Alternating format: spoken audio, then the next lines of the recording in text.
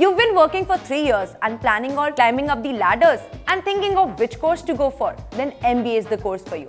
But if you are a graduate who has just passed his bachelor's, then MIM is the course for you. मेरे पास हजारों बच्चे आते हैं with the confusion कि हम अपने बैचलर्स के बाद क्या MBA के लिए एलिजिबल हैं, and it's the same for the working professionals. क्या हमें MBA के लिए जाना चाहिए या masters in management, also known as MIM?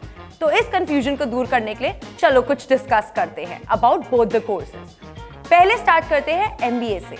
MBA is a course which is there and solely made for working professionals. जब आपके पास 3 साल या 3 साल से ज्यादा का एक्सपीरियंस हो जाता है तो आप ऑटोमेटिकली MBA के लिए एलिजिबल हो जाते हो। अगर आप सोच रहे हो कि आपको अपना MBA किसी भी इंटरनेशनल यूनिवर्सिटी से करना है तो आपको वो 3 years of managerial work experience या सिमिलर फील्ड में वर्क एक्सपीरियंस अगर आप किसी MBA के स्पेसिफिक कोर्स के लिए जाना चाहते हो तो चाहिए होता है।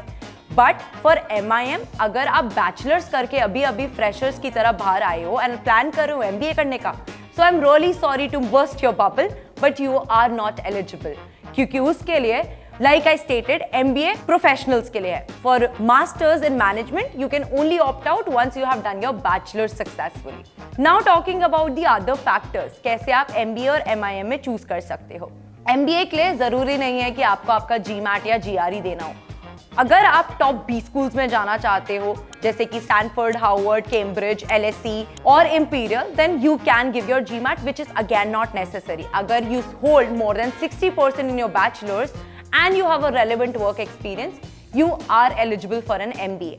But if you are a freshers and want to go for an MIM, you need to have more than 50% in your graduation so as to successfully register at the university. Now the second point, बच्चे actually confuse रहते हैं कि अगर हमने अपना graduation किया है उसके बाद 2 साल का वर्क एक्सपीरियंस है, can they be eligible for MBA? No, you are still not, क्योंकि 3 इयर्स एक बेसिक मैंडेट है।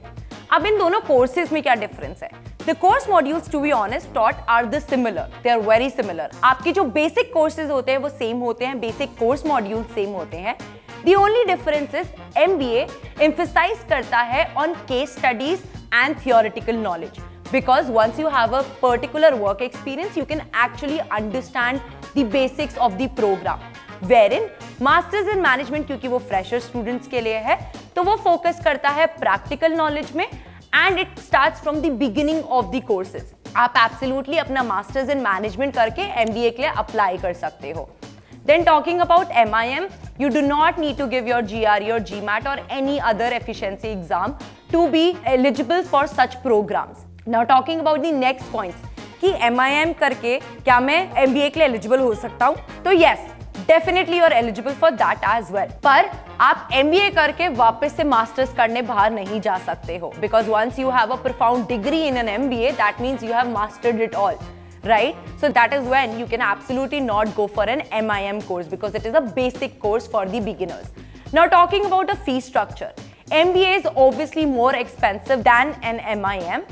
एंड सिमिलरली, ताकि जब आप एक इंसान जिसके पास एक थोड़ा सा वर्क एक्सपीरियंस है and they are looking forward to put up an investment in their academic profile, तो ऑब्वियसली बात है कि उनको ज्यादा पैकेज मिलेगा comparatively to the student who is pursuing an MIM, ताकि वो जॉब डिस्पैरिटी ना हो, क्योंकि एक इंसान यहाँ पर एक जॉब छोड़ के अपना एकेडमिक्स करने आया है and you are just continuing your academics, but the pay scale is not that huge. It is just merely a difference of 5 to 10 lakhs.